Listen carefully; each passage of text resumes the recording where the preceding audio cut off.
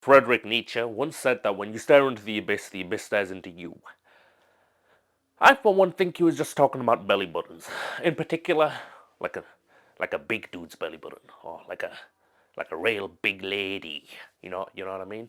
And much like the abyss, today's focus of this video is going to be the wormhole that is or rather was, my belly button.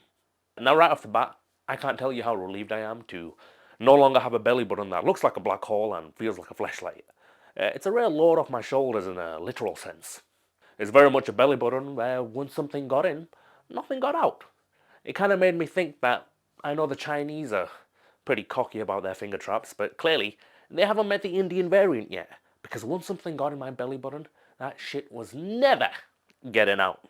What I'm trying to say is that I had an incredibly deep belly button. And I know that sounds kind of horny, but it's not a good thing, right?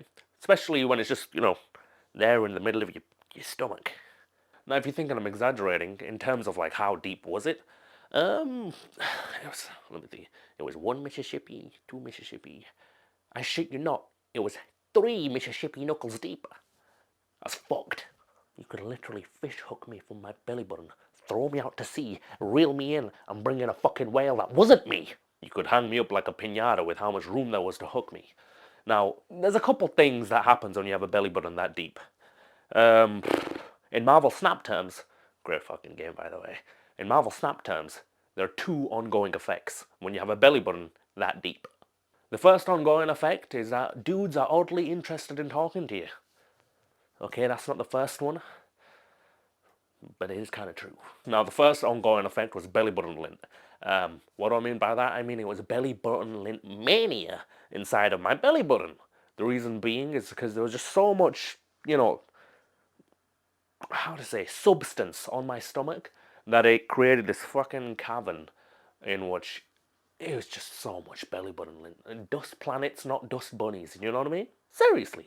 Just a ridiculous amount of belly button lint would just build up inside of there.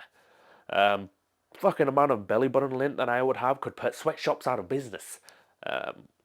Walt Disney would probably roll in his grave knowing that I was out there because he could get free fucking labor wherever.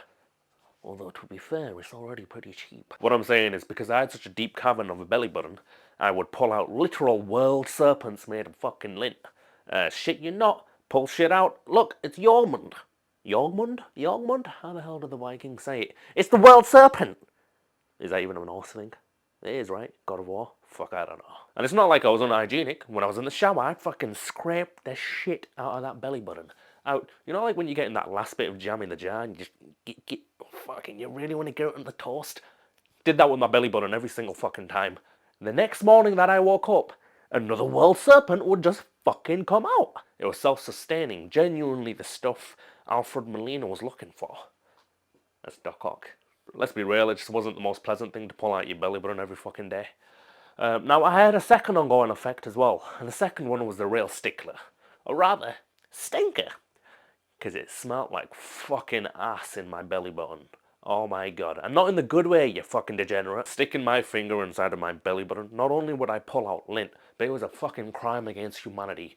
Because that shit was the devil finger. The devil's actual finger. It went in a normal finger and it came out like the Stranglers from SpongeBob. Seriously. Fucking Stranglers fingers. With the stink on this finger after sticking it in my belly button, I could bring patients out of comas. I don't know how to get it across without saying it fucking stunk. But I don't know, like torture methods around the globe would be a simple formula. It would be X plus Y my finger equals everybody going to die.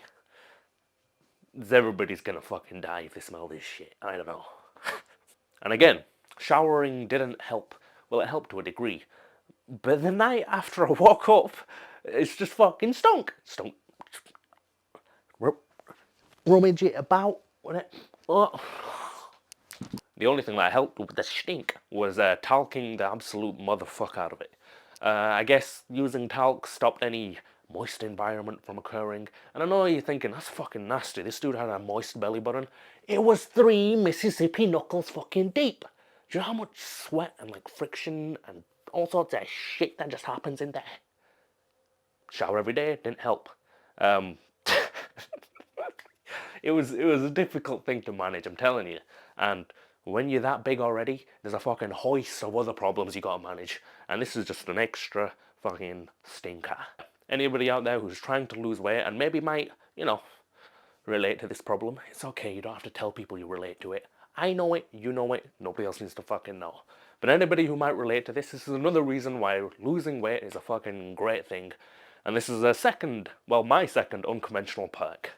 When you lose weight, your belly button gets less shallow, and you don't have to get transported to the smelly version of Alice in Wonderland every time you stick your fucking finger in there.